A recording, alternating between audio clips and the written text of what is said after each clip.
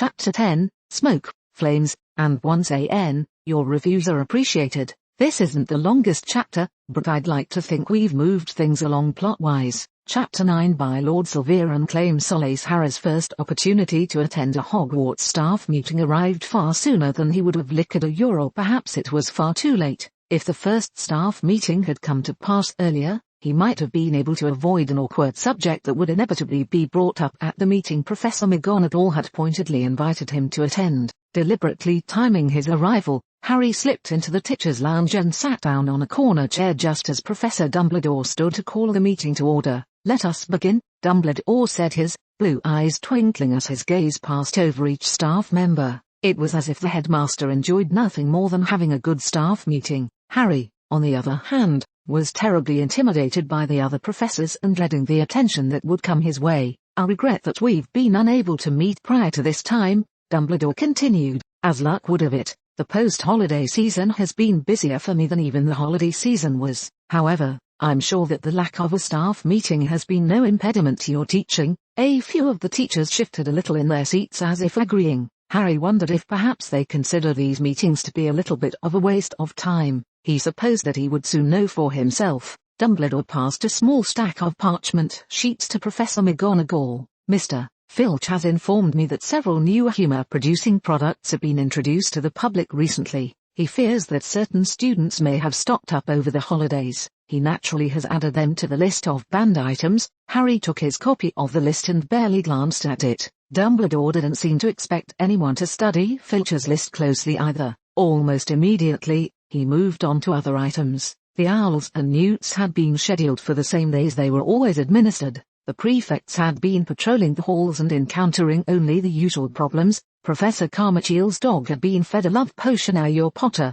Black, et al. Were probably responsible, and the Slytherins were seeming more unruly than usual. Couldn't Professor Dewey get a handle on them? Harry wondered if this Dewey fellow was as biased for Slytherin as Snape was. He certainly looked like an unpleasant sort of person. The next subject, unfortunately, applied to Harry. "Normally, I would wait until the end of the meeting to do introductions, but I think it might be appropriate to formally introduce our potions instructor, Harry Ashworth, to all of you," Dumbledore said. "I realize that we're long overdue in personally acquainting you with the rest of the staff, Mr. Ashworth, but would you nevertheless humor us by telling us a little about yourself?" Harry suppressed a sigh, wondering if he was supposed to stand up. Doing so would make him feel even more like a student, so he opted to remain sitting and to keep his introduction short. "I'm Harry Ashworth. Basically, I am from Australia. I recently arrived here and was fortunate enough to get hired to teach potions until Professor Sloane is able to return.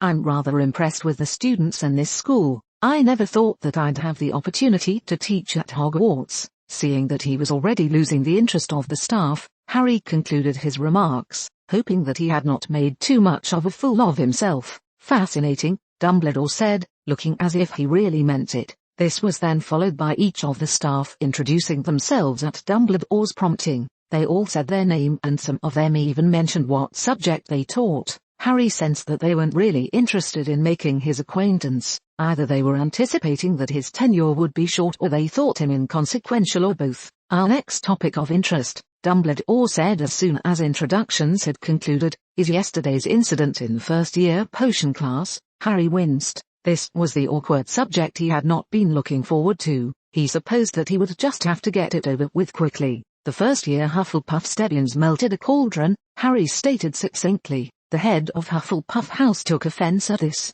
"Are you implying something, Mr. Ashworth?" Once he thought about it, Harry realized he had been implying something, but he wasn't about to admit it. "Of course not, Ms. Carmichael," Harry said blandly, trying not to snigger at the thought of her love potion dog. "The Hufflepuffs and Gryffindors share that potion class. I was merely referring to the specific class in which the incident occurred." Professor Carmichael didn't seem satisfied with Harry's response, but there wasn't much she could say. Harry continued, "Normally, the melting of a cauldron isn't so serious, but Stebbins had been using the wrong ingredients and the spilled potion came into contact with his partner's potion ingredient kit. That kind of started a long chain reaction and things got pretty bad. Fortunately, Madame Pomfrey took care of everything." "Stupid Stebbins," Harry groused silently. One look at him and Professor Snape would hail Neville as a genius potions master. The rest of the professors were not impressed. "Why didn't you do something to stop the situation from getting as bad as it did?" Professor Bennings asked. Harry felt his ears begin to burn red. He had been hoping that this would not come up. It turns out that just the day before I had been practicing some spells, and my wand exploded. Apparently wonder and wandles are not representative of England's better wand makers. The bottom line is that I don't exactly have a wand with me these days. I haven't had a chance to get out and replace it yet. Professor Dewey muttered something about hiring muggles to teach at Hogwarts, and Harry felt his ears burn redder. "I see," Dumbledore said. He seemed to be amused. "Let us all remind ourselves that classroom safety is very important. A wand can be a very useful tool even when we're in situations that normally don't require them. I am sure that you'll find a replacement wand soon, Mr. Ashworth. It might be better if you avoided certain wand makers, of course," Harry mumbled. "I'm not sure what Romulus Malfoy was thinking when he practically forced that Ashworth fellow on us," McGonagall commented to Dumbledore after Professor Binns had finally floated away, leaving her and the headmaster alone. Professor Dumbledore smiled. "I would give a great deal to know what Mr. Malfoy was thinking, too. I am sure that once Mr. Ashworth gets the hang of things, he will turn out to be a fine professor. He is generally well liked by the students," McGonagall admitted. "But it seems rather obvious to me that he doesn't have a clue as to what he's doing in that classroom. Few of us did when we first started teaching," Dumbledore said, trying to be fair. "I suppose," McGonagall muttered, "someone had better keep an eye on him though. He might accidentally do something far worse." Dumbledore smiled benignly. "Keeping an eye on Ashworth's progress wouldn't hurt. Let me know if you notice anything interesting." Bellatrix peered over the top of a dueling manual and looked at Rodolphus Lestrange. He, Rabaston, Lucius Malfoy, and a select few other slugs were sitting in a dark corner of the Slytherin common room with a bottle of fire whiskey. Severus Snape sat not far away looking like he would enjoy nothing more than joining them. It was not to be his lot, however.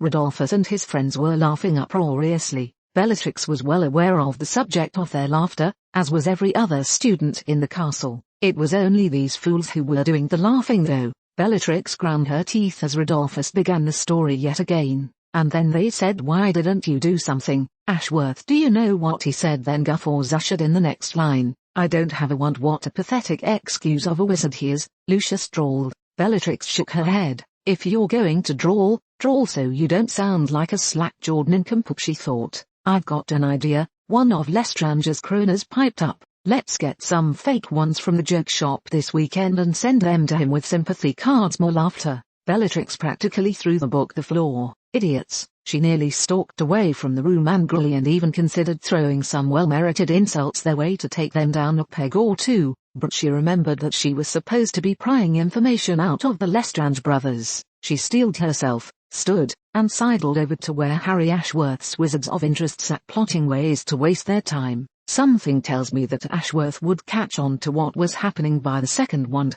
Bellatrix announced. They stopped and stared at her. It was Rodolphus who replied. "So, Bellatrix Black herself has deigned to favor us with her presence. I guess you would know how clever Ashworth might be. You certainly spend enough time with him, don't you? That's what happens when you get detentions and screw up your homework." Bellatrix sneered at them. "I notice you've been spending plenty of time with McGonagall lately, trying to make something happen there." Lestrange growled angrily and Bellatrix thought she might have even spotted a tinge of red near his neck. She didn't miss a beat and turned to Lucius. "I've seen you in Professor Dewey's classroom more than a few times." She hadn't, but the Malfoy moron certainly would be likely to kiss up to his head of house. Lucius's eyes widened with shock, but he didn't have a chance to retort. "We've missed your acidic personality," Rodolphus lowered a yaw, though it did sound slightly forced to Bellatrix. Bellatrix sat down and prepared for boredom. She knew her luck well enough to realize that there was no way Lestrange was going to spill whatever it was Ashworth was looking for very soon.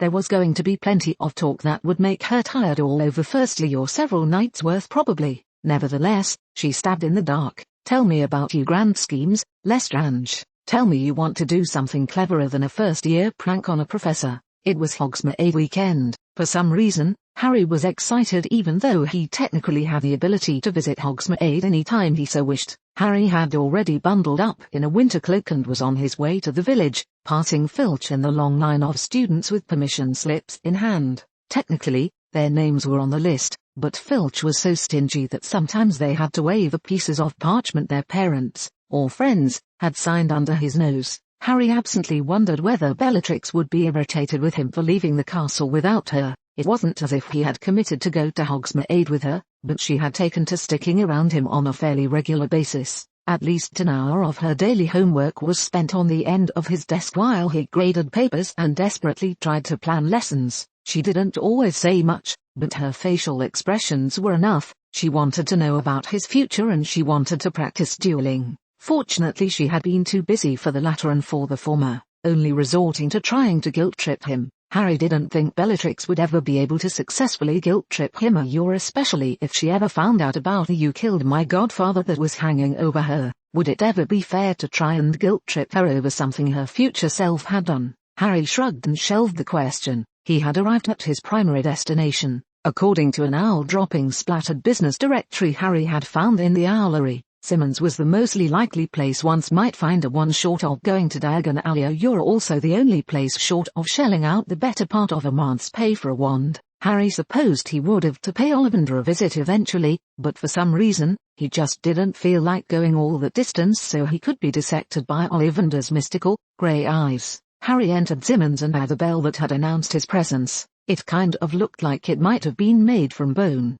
Could bone even make a ringing noise? Apparently Sulure had woken up the shopkeeper who was presumably Zimman. The place didn't look prosperous enough to have any employees. What are you in the market for, son? Great, Harry thought, he's marked me as a Hogwarts student. I'm looking to browse through your collection of used ones, Harry announced, looking around to see if he might discover where to look before the man gave him directions. Used clothing, books, and other articles littered the shop. He supposed this must be the sort of place the Weasley family was accustomed to shopping at. Harry pushed the thought out. He didn't need to get all worked up about losing his friends from the future. Over there, the proprietor yawned, gesturing vaguely. Harry nodded his thanks and made his way in the directions Imam had pointed. On a shelf next to some expired potion ingredients he found a box of wands. Harry picked up the box and began rummaging through it. There were all sorts of wands and each had a price tag attached to one end. Eventually, he found two that seemed to feel right. You're a very pale one whose touch hinted at stickiness and a darker one that had probably been used by someone not used to washing their hands.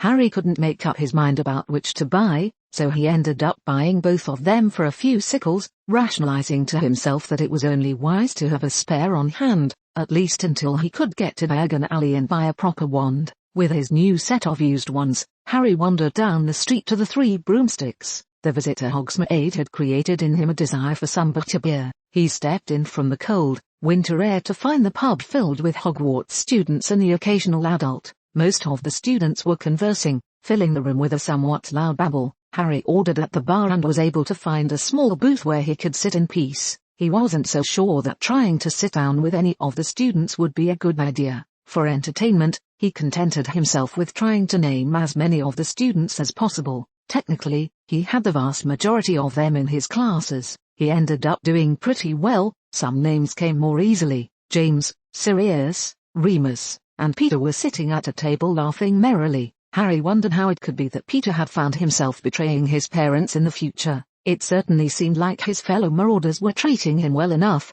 Harry wondered where his teenage mother was. Surely she wasn't the type to skip a Hogsmeade visit. He soon received the answer to his question when he overheard a girl talking in a booth not far from him, but out of eyesight. "I bet I know who Lily fancies," said one rather high-pitched girl. "Who?" squealed another. "It's Professor Ashworth, of course," said the first. "You don't know that," came Lily's voice. "She's blushing," squealed the second in an even more high-pitched voice. Harry didn't know whether to laugh or go to the bathroom and throw up. But a beer too strong for the likes of you. Harry looked up and discovered Bellatrix standing above him, her arms folded. Apparently, she had found him. "Oh no, it's fine. I love butterbeer," Harry said. "So what's bothering you?" "Nothing," Harry lied. "I just need to get out of here. It's a little too crowded. I haven't even ordered anything yet," Bellatrix said. "You don't have to leave," Harry said as he stood and prepared to abandon his booth. With a frown, Bellatrix moved to follow him. "I'll just follow you,"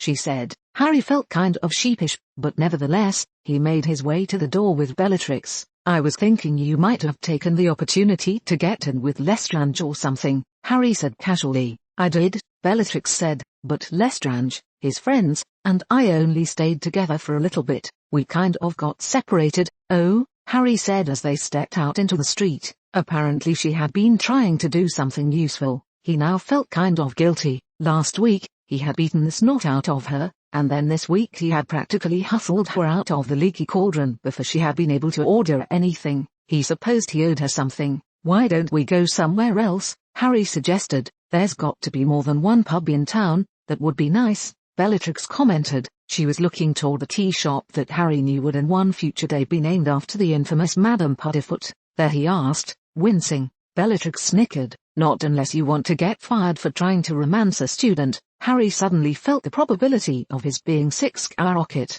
Do you know a good place? Sure, Bellatrix said. I think there's something down this way. She nodded toward a side street and the two started walking in that direction. There's another, smaller commercial centre of town. If you're a student and want to sneak out of the castle for a visit to Hogsmeade, it's wiser to go there than to the other shops that know for sure that you're a student. Clever, Harry said, wondering why he had not sneaked out of the castle more often when he was a student. Bellatrix seemed to read his mind. Did you sneak out of the castle often when you were a student? Not really, Harry said. I see. They walked on for a bit in silence, Bellatrix hoping that Harry might talk more about his time at school without realizing that she was essentially interrogating him about his past. Unfortunately, Harry simply was not in a talkative mood at that moment and ultimately did not volunteer any new information. Here's a good place, Bellatrix announced, pointing to a small cafe, copyright sign. The cafe, copyright sign, had a wooden sign hanging in front of the door.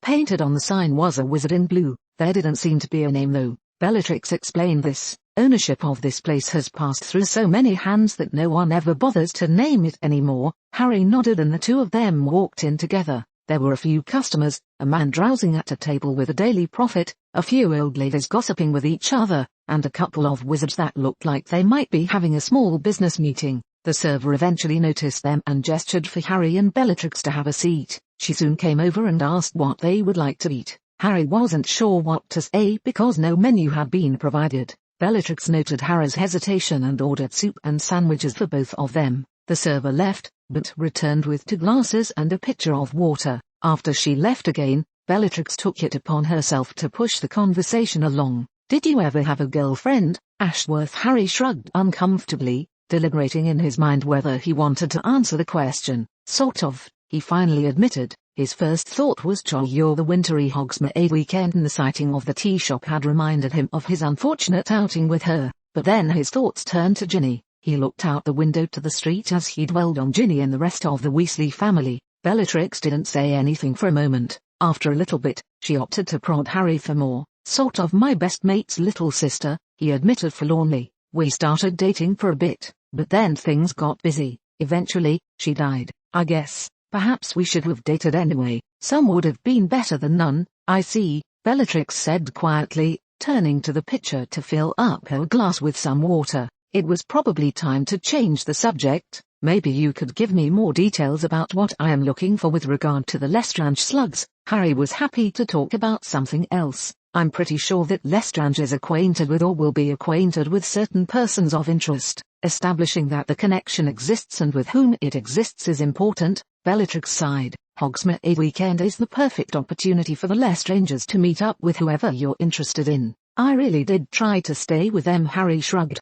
We all do what we can. I'm sure that there will be more opportunities as time passes, Bellatrix said optimistically. I'll just have to gain their trust a little bit more and maybe they'll start talking. They don't already trust you? Harry asked. Bellatrix shrugged. I have the family name and a reputation as a sharp witch, but I can't say that I've ever really been with the in-crowd. Harry frowned. Bellatrix's statement didn't seem to align with his impression of how things had worked with Voldemort and his Death Eaters. Bellatrix had practically been Voldemort's second-in-command. On the other hand, Harry couldn't particularly say that he was cognizant of the Death Eater social situation from the future, though, the more he thought about it, Harry realized that there was a difference between evil Bellatrix and the rest of the Death Eaters. She was actually devoted, the others had other motivation for following Voldemort. You're everything from social pressures to hopes of cashing in on Voldemort's promises. Do you think I'm lying? Bellatrix asked. No, Harry said quickly. I was just trying to process that information. process the information. Bellatrix snickered. What's that supposed to mean? Nothing, Harry said. There was silence, during which the server arrived with a platter of sandwiches and 2 bowls of soup. Harry nodded graciously while Bellatrix picked up her spoon and began stirring slowly as she thought to herself. Eventually, she came to a conclusion. You were trying to reconcile what I said about myself to what you know of me from the future. Well, Harry sounded, trying to think of something to say. What was your conclusion? Harry sighed. What you said fits with what I remember. Oh, yes, is that all? Yes. More silence. Did we know each other well? Bellatrix asked. Had Harry not been so emotionally tied to the war against the Death Eaters, he would have laughed. However, it was hard for him to summon any mirth over anything tied to that subject. We were acquainted, Harry admitted. Well, of course we must have been, Bellatrix mused. After all, you inherited the Black estate somehow. You probably were acquainted with a lot of blacks, Harry shrugged. Depending on how one looked at it, the answer could be affirmative or negative. How did you obtain my hair ornament though? I must have trusted you a great deal to let you even touch it. Most people don't even know that it exists. Suffice it to say, you died and it fell into my hands, so you're sort of, Harry stated. Technically, it had already been in his hands during the moments before suicide. Bellatrix gasped and her face paled. I died. Are you saying that in less than 25 years I will, or rather, could have died? Harry wanted to say that her death had not come soon enough, but felt that it probably wasn't an appropriate thing to say. This Bellatrix had not yet done anything to merit his hatter, at least, he didn't think so. When I was taken to the past, you were dead, Harry said blandly. How did it happen? Bellatrix demanded, her spoon lying forgotten in the soup. I'm sure it's irrelevant, Harry said. Not if knowing can prevent it from happening in this timeline, Bellatrix growled angrily. Harry smiled. It's easy. Don't take your bloody hair ornament and shove it into your chest, he thought. He said something different, however. The exact situation is unlikely to reoccur, Harry said. I want to know, Bellatrix said. I'm not going to tell you, Harry said. The expression on her face caused him to change his yaw slightly. Perhaps I'll tell you another time. You've got lots of time before it even matters, Harry assured her. It's a very simple thing to prevent. Bellatrix stared at Harry coldly for several seconds before nodding. All right, but I'm going to hold you to that. No problem, Harry said, smiling weakly. He reached for his own spoon and began eating his soup. Bellatrix, however, seemed to have lost her appetite. Instead of eating, she was staring at Harry with a blank expression on her face. Are you my son? She asked. Harry began choking on his soup. No, he sputtered. Are we related by blood? Given that purebloods interbreed incessantly, I'm sure we're related somehow, Harry replied. You're pureblood then half-blood, Harry said. I see, Bellatrix said, her hand reaching toward a sandwich. Silently, Harry hoped that she would take one, put it in her mouth, and stop talking. His wish was granted and Harry was blessed with silence. His eyes were drawn to the window and he began studying the shops and residences across the street, wondering if paying a visit to any of these shops he'd never seen before would be worth his while. As he watched, something caught his eye. Isn't that Lestrange and some of his cronies coming out of that alley? Harry asked, craning his neck and squinting to get a better look. Bellatrix was still chewing her sandwich, but she turned and looked in time to see their retreating back as they walked down the street. She nodded and swallowed. So they ditched me to come to this part of town. Looks that way, Harry said. I wonder if they were meeting someone. Maybe, Bellatrix said. Whatever they did, they didn't want to be seen. Both the shop and that house have perfectly good front doors. Harry nodded, studying the shop and house next to it. The house was well kept, and the shop advertised itself as being an antique store. Neither of those places appear to be shady, he commented to Bellatrix. Probably nothing, she said dismissively. Harry doubted it, but he didn't really have any better ideas as to what Lestrange and his buddies could have been up to. He allowed his thoughts to wander. Should he tell Bellatrix more about the future and himself? It probably wouldn't hurt. On the other hand, he didn't really want to. Did he need to though? Ashworth, what? Harry grunted. I think I figured out what Lestrange was doing, Bellatrix announced. What? Bellatrix gestured toward the antique shop. He just set that place on fire. Harry jerked his head toward the shop. Smoke was just beginning to pour from one of the windows and a hint of flame could be seen through the other. Unbelievable, he growled. He jumped up and began striding toward the door. I'd better do something. No, Bellatrix declared. We'd better do something. She jumped up and carelessly flung some coins on their table before chasing Harry out into the street. The smoke had gotten the attention of a few people and a small crowd was beginning to gather in front of the shop. "Are there any firefighters we can call?" Harry asked Bellatrix. Bellatrix shook her head. Wizards and witches usually don't have fire problems like this. I am sure someone is contacting the ministry though. They'll be too late, Harry said urgently. There might be someone in there or something. I need to see that Lestrange wanted destroyed. I'm going in. He drew one of his newly acquired wands. What's that? Bellatrix demanded. I picked it up at Simmons, Harry said. Bellatrix sighed and drew a wand. I'll go with you. Harry and Bellatrix trotted up to the front door of the shop. Seeing that it was an emergency and that it probably didn't matter too much, Harry opted to take down the door quickly. Reducto! The door exploded into splinters and Harry rushed in with Bellatrix on his heels. Immediately, they began coughing. Smoke had filled the room and one of the walls was burning. Harry used his wand to shoot water at the nearest flames. Much to Harry's annoyance, the water seemed to have no effect on the fire. This isn't fiend fire, Bellatrix said loudly, but it's the next thing to it. Very dark. Bugger, Harry managed to cough out while Bellatrix cast some charm that seemed to repel the smoke from them a little. He tried to think of a good way to counter fire made from dark magic, but his mind was coming up dry. Bellatrix had already considered a countering option and dismissed it. There's no way you can overcome this, she said urgently. You'd have to fight fire with fire and unleashing fiend fire isn't going to help anybody. We've got to do what you want and get out. Bellatrix had given Harry an idea though. Harry had thought of Hermione's bluebell flames and was wondering how they might be able to play into the situation. He swept his wand to the wall adjoining the burning wall and shouted the incantation, hoping that he had remembered correctly. Blue fire shot from his wand and leapt onto the wall. Are you crazy? Bellatrix screamed. Maybe, Harry shouted. The bluebell flames are harmless to us. There's nothing to lose. They watched for a brief moment as the dark fire that was consuming the wall at an alarming pace met with the bluebell flames that Harry had conjured. Harry was relieved when he saw that the dark fire didn't consume the surface that the bluebell flames were on. Good work, Bellatrix called. Let's move. Harry nodded and moved through a doorway into a larger room. Behind him, Bellatrix was copying the spell and shooting bluebell flames everywhere that wasn't already on fire. Soon, even the floor was burning blue. The larger room appeared to be the antique dealer's showroom. However, most of the antiques appeared to have been severely damaged or destroyed, or the fire was worse in this room. Harry decided that Lestrange must have started the fire here. There's no one here, he called, after checking around. Let's keep moving. Harry and Bellatrix dashed through the rest of the room and found themselves in a small back room with a staircase. Bellatrix poked her wand at the staircase and it began burning blue. They ran up the flaming staircase and found themselves in a hallway. Separate! Bellatrix yelled as she ran down the hall and used her wand to destroy a door. She dashed in and Harry did likewise, finding his own door to break through. He found an empty storeroom that was already on fire. He retreated and wished that he had not destroyed the door that could have prevented those flames from spreading into the hall. He wasted no time and was soon searching another room and then yet another. He had just searched his last when he heard Bellatrix shout. He rushed toward where Bellatrix's voice had come from and found her in a room standing over an unconscious wizard.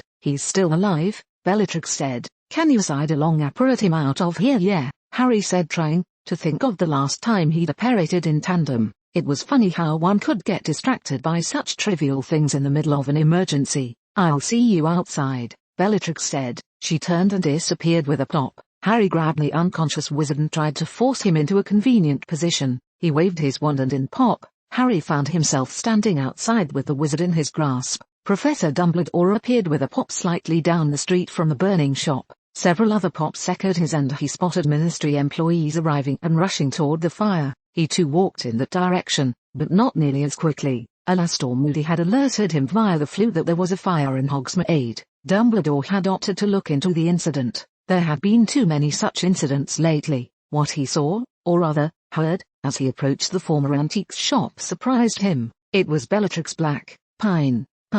Nobody makes wands from pine. A voice that sounded like that of Harry Ashworth's mumbled something. Dumbledore resisted the urge to laugh at the conversation. As he came closer, Ashworth and Black came into sight, as well as an unconscious wizard lying on the ground while being looked over by a Mediwitch and some auras. Look, Ashworth, Bellatrix said, if this is about money, I'll pay for you to go to Ollivander and buy a decent wand. It's not about money, Ashworth groused. Then what is it about? Dumbledore shook his head thoughtfully as he moved past the two in their ongoing discussion. He spotted Moody and moved quickly to the aged Aura. "Alast or," Dumbledore said by way of greeting. "Albus," Moody nodded. He gestured to the shop. "Basically we can see that someone deliberately set this place on fire. That sort of dark magic doesn't happen accidentally, and even if it was an accident, it doesn't happen in such a precise way. Someone wanted this place to turn into a heap of ashes real fast. They probably wanted that guy dead as well. This is not good,"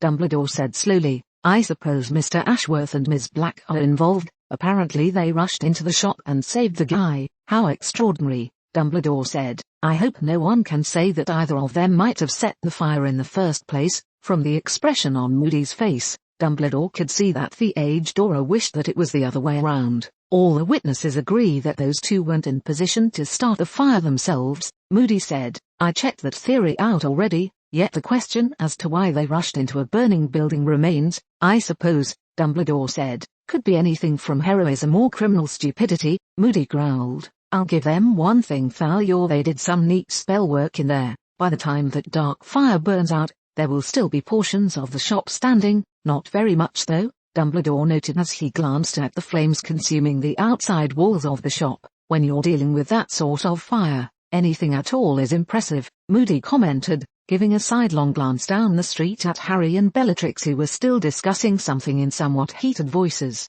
Dumbledore fought the urge to burst into laughter as he heard Bellatrix's reaction to whatever it was Ashworth had said. Bamboo. 1 week later, Harry sat in his private apartments, slumped in an armchair. "You're going to wrinkle your dress robes," Bellatrix reprimanded him. "Like it matters," Harry mumbled. He picked up the Daily Prophet and looked at it aimlessly. In it was a follow-up story on the antique shop fire in Hogsmeade the previous Saturday. The owner had recovered and somehow, though his shop was nearly all ashes, managed to come to the conclusion that nothing had been stolen by whomever it was that had attacked him. He had not seen the arsonist, nor had Harry and Bellatrix told the Ministry anything they knew. "I bet they're lying," Bellatrix said. "Why would they lie?" Harry asked, wadding up the newspaper and throwing it into the fire. He didn't want to look at it again. If something was stolen, they'd be looking for it and making lots of noise, hoping to find whoever was responsible. He turned and looked at Bellatrix. She stood immaculate in black dress robes. The robes accentuated her figure, and her hair had been done up. At the moment she was carefully examining the dinner table she had arranged to have brought to his apartments. For the third time, she was ensuring that each name card was in the right place. In the week leading up to the dinner with the future Death Eaters and other influential purebloods with slightly darker sympathies, they had often discussed the best way to arrange the seating, or rather, she had discussed and he had agreed with whatever she said. However, Bellatrix kept changing her mind about the seating arrangements. "Yeah, well, why did Rodolphus and his henchmen even bother? They didn't kill the guy and they didn't steal anything. Sounds like a waste of time," Bellatrix argued. "They must have done it for a reason." "Maybe you can find out for us," Harry said. "I am working on it," Bellatrix replied primly, deftly picking up a few name cards and moving them to different locations. Harry was thinking of what to say next when the flames in the fireplace changed to green and Orion Black stepped into the room. Orion Black was not one to show surprise on his face, but Harry was willing to wager that his blank gaze at Bellatrix was him being surprised. It was short-lived, however. He turned to Harry purposefully. "I need to speak with you alone." "Oh right," Harry said, looking round. He had two options: ask Bellatrix to step out or invite Orion into the bedroom. Bellatrix made the choice for him. "I'll be right back," she said, gliding to the door and disappearing into the hall. Orion drew his wand and shut the door with a quick jab. "You were present when that shop burned down, weren't you?" "Yes," Harry admitted. "How did you find out?" "I told the Ministry that I'd rather not have my name appear in any official reports." "Don't worry about that," Orion said. "Do you know who is responsible for the fire?" "I have a pretty good idea," Harry replied carefully, wondering just what sort of contacts Orion had in the Department of Magical Law Enforcement. "Would you care to share your thoughts?" Orion asked. "It was a Hogwarts student," Harry admitted. "I am pretty sure that this particular student can lead me to what we're looking for." Orion paced back and forth across the room purposefully, deep in thought. "I've been hearing rumors, Ashworth. The thing that happened at the antique shop was more serious than most people know. Would you care to explain?" "Not right now," Orion said, looking toward the door that Bellatrix had exited through. "You need to increase your efforts, Ashworth. I need to know exactly what is going on," Orion declared. You've got to dog this student until you can get information. I'm working on it, Harry said, trying to sound confident and competent. Orion seemed to accept Harry's statement. He glanced at the dinner table that had been set for about a dozen people. What's this about? It's part of my investigation. I'm hoping to ingratiate myself with some of the suspect students. You've got Bella working with you, Orion said. To Harry it sounded like both an accusation and a question. She volunteered to handle some of the details, Harry admitted. Her expertise is valuable. Whatever, Orion mumbled. Just don't get her killed or something. Once you find out what's going on, I want to know immediately, even if it is the middle of the night. Right, said Harry. Orion nodded and strode to the fireplace. He grabbed a pinch of flu powder from the pot on the mantel and turned to Harry. I am serious about this, Ashworth. This isn't an idle curiosity for me anymore. There is something wrong in our world.